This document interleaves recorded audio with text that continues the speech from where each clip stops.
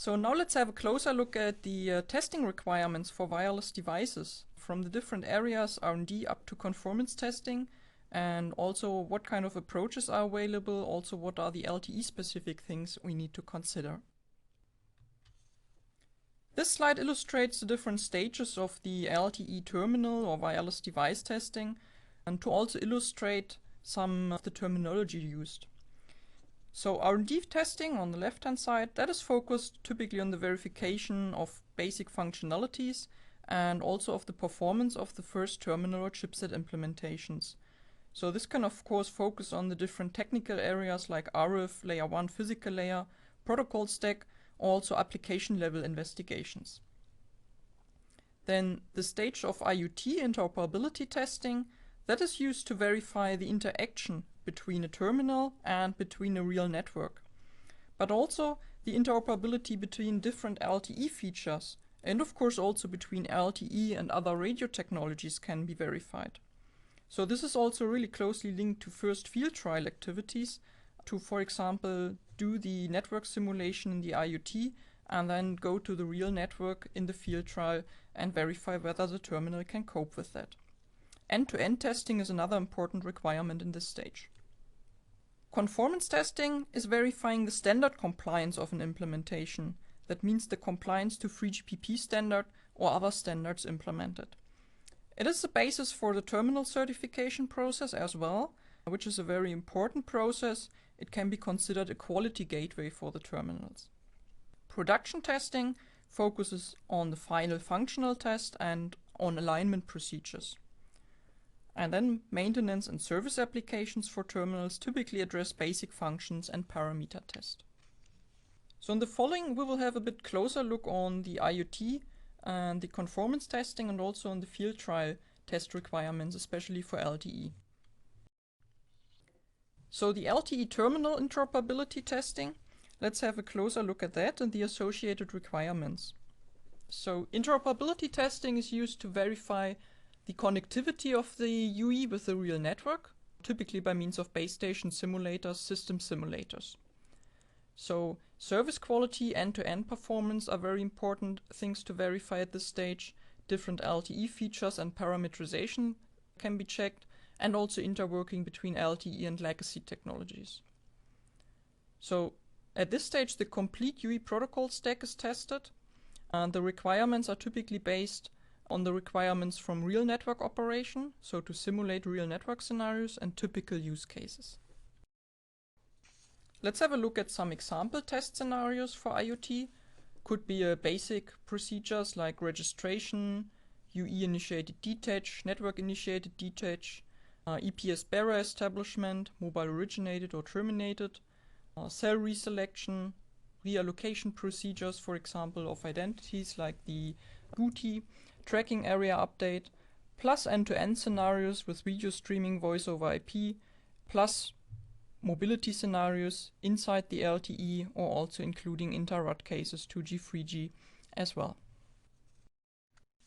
So now who's typically providing requirements for these IoT test scenarios? For example, standardization fora like 3GPP focus more on the conformance test rather than on the IoT. So what are the sources for these test scenarios? There are different sources available. Some examples are given here. Of course, the test scenarios are provided with a system simulator. So Roth & Schwarz is providing some test scenario packages for basic procedures, BIRA verification, etc. Also on top of the system simulator, the base station simulator. Network operators have additional, very specific requirements for their network, which are often also used for terminal acceptance to the network. Furthermore, another important example, the LSTI forum is providing test recommendations for IoT as well. So LSTI is the LTE SAE trial initiative. Compared to the IoT interoperability testing, the focus of conformance testing is a different one. It is used to verify compliance of terminals to 3GPP standard, to the LTE standard. So for conformance testing, validated test cases are implemented on registered test platforms and they are used to do the conformance testing. And the major goal here is really to ensure worldwide interoperability of the terminal within every mobile network worldwide. The conformance tests are defined in FreeGPP in the Radio Access Network Group 5, RAN 5. And RAN 5 defines conformance test specifications for RF, for radio resource management, RRM, and for signaling. These conformance tests are then taken to certification organizations, for example GCF, which then define certification criteria based on the RAN 5 test specifications. What is really the benefit of terminal certification, and what are the success factors for that? So terminal certification is an important process because it is really important for the successful commercialization of new handset types. You can see it as a quality gateway to ensure that global interoperability of terminals can work, and to also increase the reliability and performance of the terminals. It works as a partnership between network operators, device manufacturers, and the test industry. So some certification fora and groups are shown here, and it is important that they have a close liaison between the standardization fora and the certification group, so that there's a close interaction between the people who write the test specifications and then those who use them for certification. For LTE, there's already very harmonized processes established. So for LTE, FDD, and TDD, there's work items already defined and a certain structure how to proceed with the certification process for LTE. So this section now addresses LTE field trial testing and coverage measurements. The first LTE field trials have already started, so LTE commercial network deployment is about to start. And so this is really an especially interesting area to really see what are the requirements coming from, specifically from LTE for the real trials.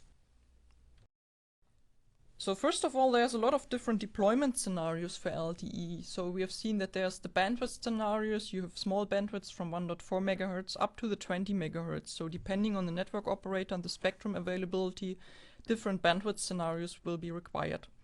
Also there's FDD and TDD, and there's different frequency bands, of course. So depending again on network operator decision and regional requirements, FDD or TDD and different frequency bands will be used. The combination with legacy technologies is a very important area for testing here. So you have interworking with GSM Edge, wideband CDMA, HSPA, CDMA 2000, EVDO, depending on the installed base at the network operator.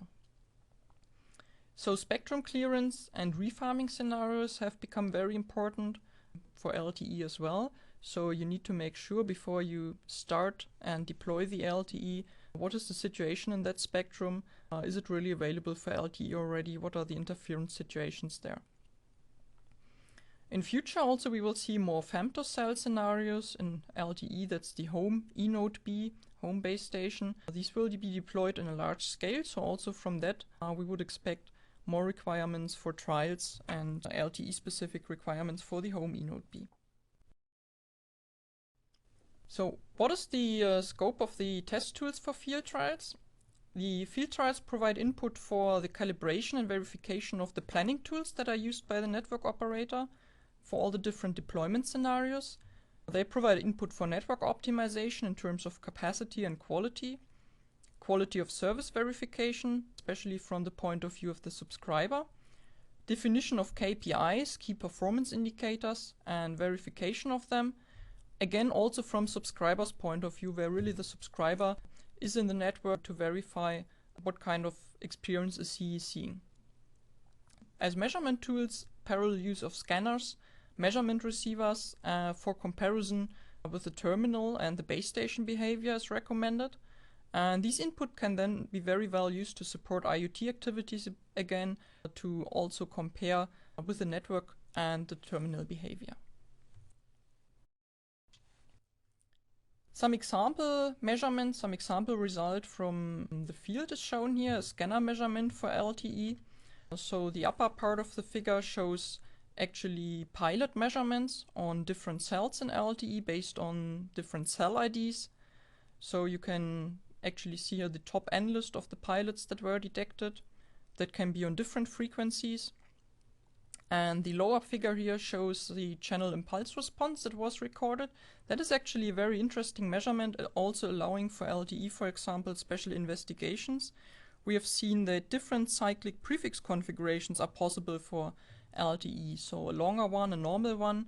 So with this measurement you can now evaluate actually the delay spread of the radio channel and whether the cyclic prefix configuration is the right one, whether it's large enough to combat the inter-symbol interference and to avoid then performance degradations in the network.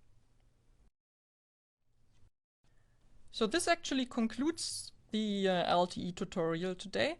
So in case you would really like to know more, to read more, please have a look at the LTE application notes from Roth and Schwartz on the website on the download area.